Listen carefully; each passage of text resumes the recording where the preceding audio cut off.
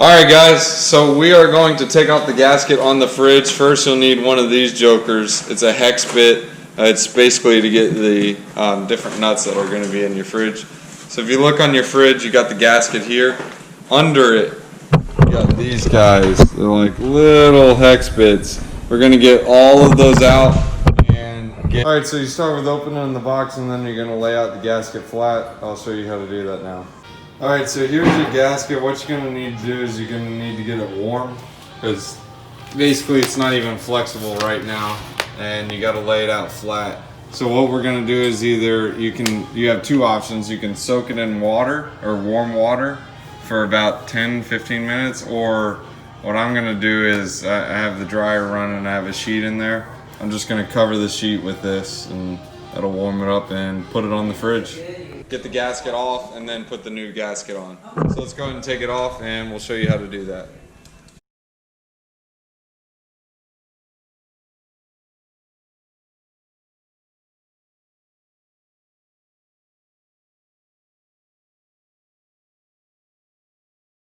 Tip of the day, if you don't want your fridge getting super hot, there's these little relay buttons at the top. It may be in a different location on your fridge. You're going to seal up the one that has the light switch, so that way it doesn't get too hot and your food doesn't spoil.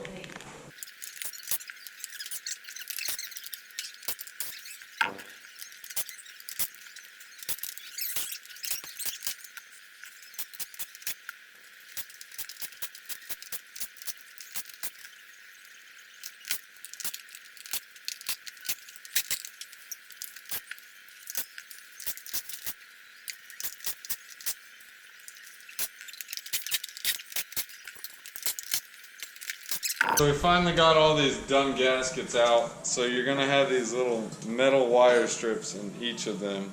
Just looks like this. You're going to thread them through the new gasket and put the new gasket in. So with the new gasket, you may need to use a you will need to use a hair dryer. The hair dryer is going to help. You're going to heat up the gasket so it's a little more flexible and you can move it around.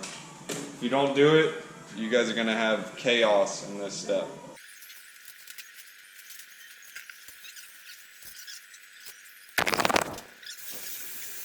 Be careful not to overheat some of the sections because it will melt the gasket. You just want to get it enough just so it gets all these crinkles out. You just melt where the preparations and the crinkles are, and you want it to be able to lay flat.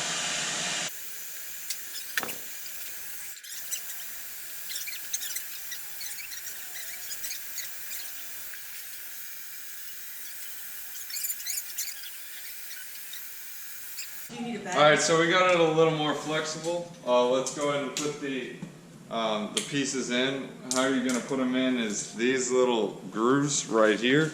You guys can see them. These are going to go up and tuck up inside it.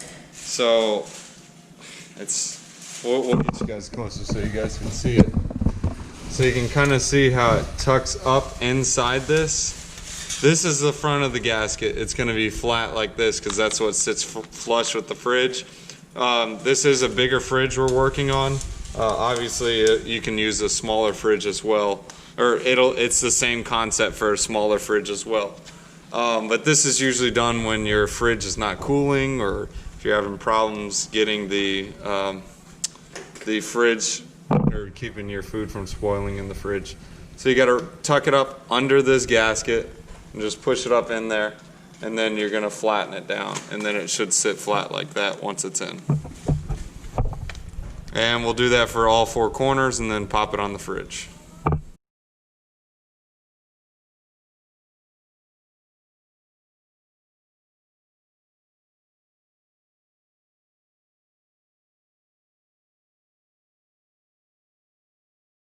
Alright, so just so you guys can see, you can kind of see how it got tucked in. It's a little bit better. We're going to do that on all four sides. I'm actually only going to do the back side of the fridge because it's hard to get it in the back of it. And then I'm going to do the top of the gasket. And then I'll put in the other two pieces and work my way around. It's easier if you do one or two in order to get it screwed in and attached to the fridge and then work on the other two sides. because it gets really difficult if you do all four because the gasket's really stiff. We'll finish up the front side. Or I guess the top of the fridge, I mean.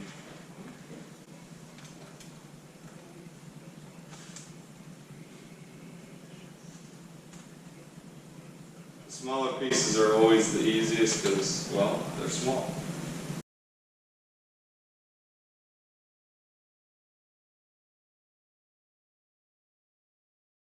Alright, so like I said, we got the back side on here.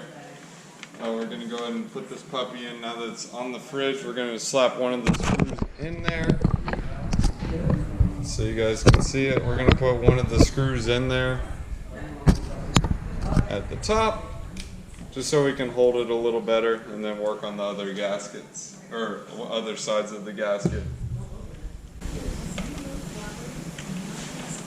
So literally you just line it up with the screw, and we're just putting it in there, so we're just going to put one of these screws in here loosely so we can, well, 3 of them at least, so we can work on getting the rest in.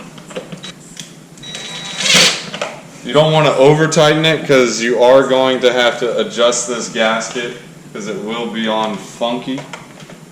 So it is a process, it's not like a one and done thing. So keep that in mind. Yes. You guys are going to make video editing. No.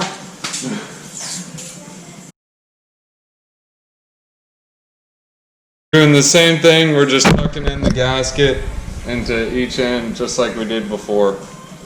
Like I said, it's a little bit easier when you do, or when you go ahead and get it attached, but we'll go ahead and get through it. The gasket in, we're going to go ahead and put some of the screws just so it holds the gasket in place, because you will start losing pieces on the gasket as you go through it. So basically what this step does is it locks in your progress. Don't over tighten the gasket because you will strip the slot, and that will not be good. Because everyone knows stripping screws and stripping screw slots are not good because then you're done.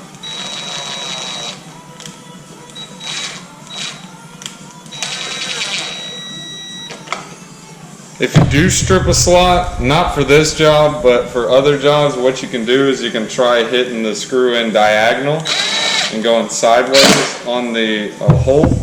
This is just kind of some tricks you can use, or you can use a larger screw if you have that option. Just like with cabinet doors, a lot of people rip off their cabinet doors, not on purpose, just on accident. You can hit the screw sideways instead of going straight on, or use a larger screw. Just pro tip of the day. Alright, so we locked in some of our progress. We don't want to go all the way down, because we do still need to adjust this gasket and get it correct. So let's go ahead and finish down at the bottom tuck. Alright, we got that side in, but do not forget the bottom, guys, because you don't want to screw in all the way at the bottom because you will have no flexibility. So make sure you get that bottom piece in before you tighten it down. Alright, let's get them in there. You guys can see it great, if not, whatever. Work on this side too, can't forget about it.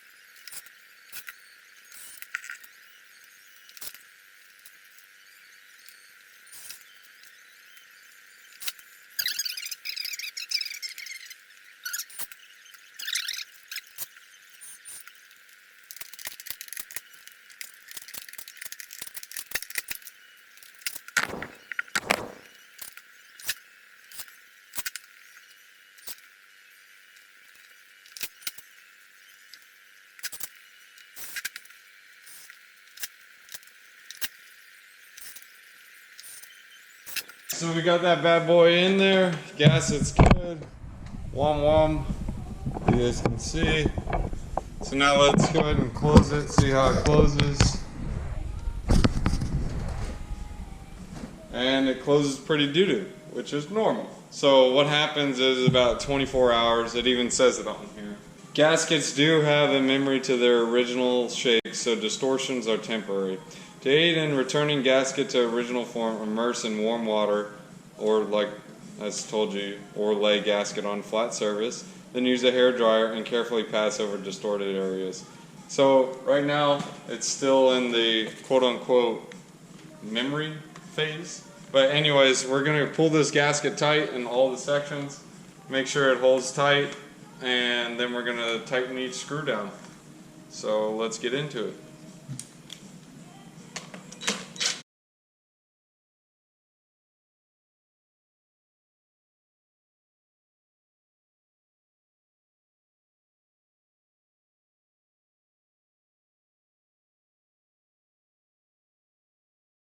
Alright, so we loosened up all the screws. We're going to get the gasket tight, make sure it's adjusted correctly, make sure the bottom fits, top fits.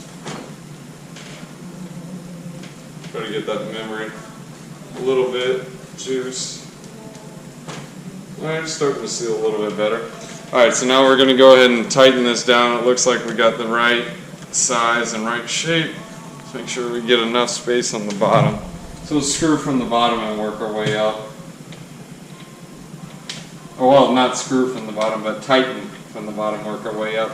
Make sure you pull that gasket tight, make sure it's fully tight when you're tightening each of these pieces. Make sure not to over tighten it either. If you over tighten it, you're going to strip that slot, and then you definitely won't be getting any sealing.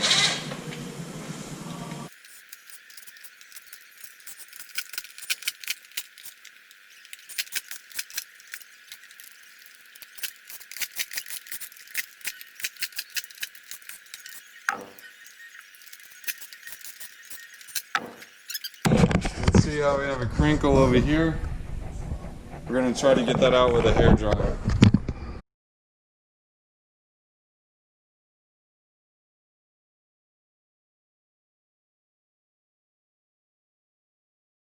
Yeah, so it seals even better now that it's heated up. But yeah, over time, give it like 24 to 48 hours, it'll seal the best.